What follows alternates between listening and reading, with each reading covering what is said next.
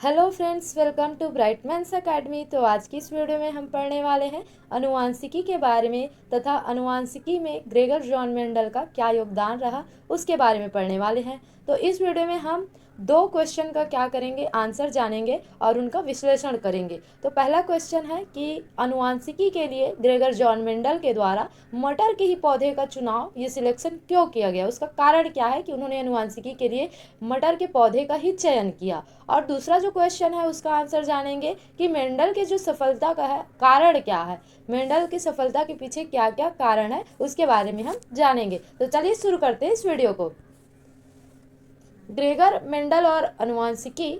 तो Gregor Mendel को अनुवांशिकी का जनक कहा जाता है और उन्होंने सबसे पहले मटर के पौधे पर अपने प्रयोग किए और वंशानुगति के क्या दिए, नियम बताए। तो सबसे पहले जानते हैं मेंडल के जीवन के बारे में। तो मेंडल जो थे उन्होंने क्या किया, अनुवांशिकी नामक विज्ञान की शाखा का आविर्भाव किया और मेंडल ने ही सबसे पहली बार अनुवांशिकी के क्षेत्र में अपने प्रयोगों के निष्कर्षों का बिल्कुल सटीक विश्लेषण कर गणितीय समर्थन को क्या आधार बनाते हुए प्रस्तुत किया। और मेंडल का जो है जन्म 22 जुलाई 1822 को हुआ और ये गणित के क्या थे, प्राध्यापक थे और साथ साथ ये ऑस्ट्रिया के ब्रून के क्या थे, ब्रून नामक स्थान के मठ भी थे, मठ के पादरी।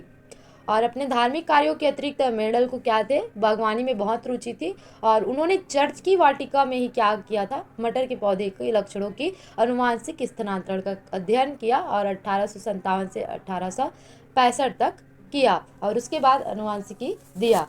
तो अनुवांशिकी के जनक किसे कहा जाता है, ग्रेगर जॉन मेंडल को ही कहा जाता है। और उन्होंने किस पौधे का चुनाव किया, तो मटर के पौधे का चुनाव किया और चर्च के ही गार्डन में मटर के पौधे की अनुवांशिकी का क्या किया, अध्ययन किया। अब चलिए जानते हैं कि मेंडल ने आखिर मटर के पौधे का ही चुनाव क्यों किया। अनुवांशिकी के अध्ययन के लिए मेंडल द्वारा मटर के पौधे के चुनाव का कारण क्या है, reason for selection of pea plant by Mendel.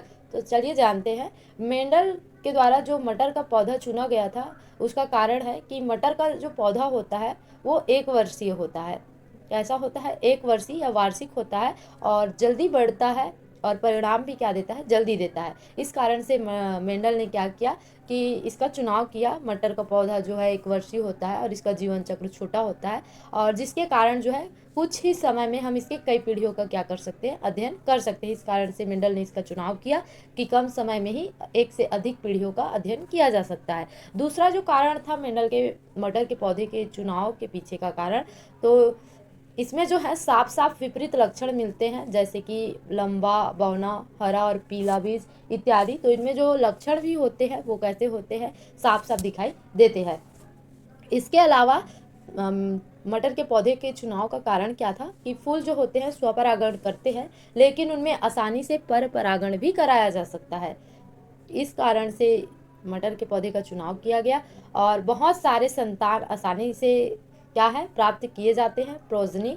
मटर का पौधा जो होता है द्विलिंगी होता है, मतलब एक ही पुष्प में नर जननांग और मादा जननांग मतलब पुंग केसर और स्त्री केसर दोनों मौजूद होते हैं। और यदि इसके पुष्प से पुमंग को हटा दिया जाए तो एक लिंगी पौधों की तरह क्या करने लगता है, ये व्यवहार करने लगता है और इसका मतलब ये है कि संकरण जो है आसानी से कराया जा सकता है। और जो है सातवां इसका कारण, मटर का पौधा उगाना जो है सरल होता है और ये जो होता है क्या होता है, सस्ता होता है। इस कारण से जो है मेंडल ने मटर के पौधे का चुनाव किया अपने अनुवांशिकी के अध्ययन के लिए। तो क्वेश्चन पूछा जाता है और ये बहुत ही इंपॉर्टेंट क्वेश्चन है कि मेंडल द्वारा जो अनुवांशिकी का अध्ययन किया गया उसमें मटर के ही पौधे का चुनाव क्यों किया गया, उसका कारण क्या है। तो यही सब क्या है, उसके कारण है। अब चलिए जानते हैं मेंडल की सफलता के पीछे का कारण क्या है या उन्हें सफलता कैसे मिली।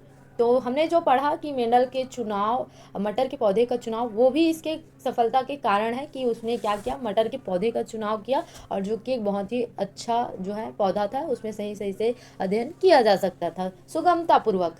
और उसके अलावा और जो है कारण है जिसके कारण से मेंडल को क्या मिला, सफलता मिला। तो देखते हैं कारण।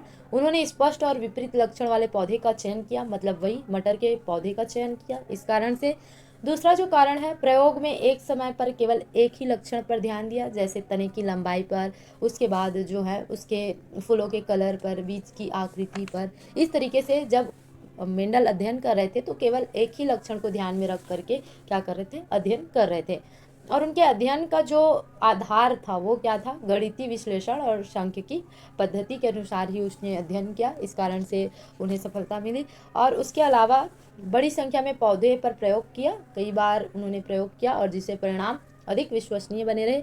बहुत ही बार उन्होंने क्या है उनका जो है प्रयोग किया। और पांचवा जो है सबसे बहुत महत्वपूर्ण जो है, किसी भी प्रयोग को करने के लिए किसी व्यक्ति में क्या होना चाहिए, धैर्य होना चाहिए, अनुशासन होना चाहिए और वैज्ञानिक दृष्टिकोण होना चाहिए, तभी वो क्या हो सकता है किसी एक्सपेरिमेंट या प्रयोग में क्या हो सकता है, सफल हो सकता है। तो इन कारणों की वजह से जो है मेंडल को क्या मिली, सफलता मिली। तो निष्कर्ष क्या निकलता है कि जो मेंडल के प्रयोग से हमें क्या प्राप्ति होती है, अनुवांशिकी के नियम प्राप्त होते हैं और उनकी सफलता का कारण था सही पौधे का चयन करना और व्यवस्थित ढंग से क्या करना, अध्ययन क्या करना। तो ये तो था क्या मेंडल के पौधे, मटर के पौधे के चयन का कारण और मेंडल की सफलता का कारण। तो हमने इस वीडियो में पढ़ा उनके कारण क्या थे, सफलता का कारण तथा मटर के पौधे के चुनाव का कारण। तो अगर आपको वीडियो अच्छा लगा तो ज़रूर वीडियो को लाइक करें, चैनल को सब्सक्राइब करें एंड अपने दोस्तों के साथ इसको शेयर करें। एंड थैंक्स फॉर वॉचिंग, मिलते हैं नेक्स्ट वीडियो में।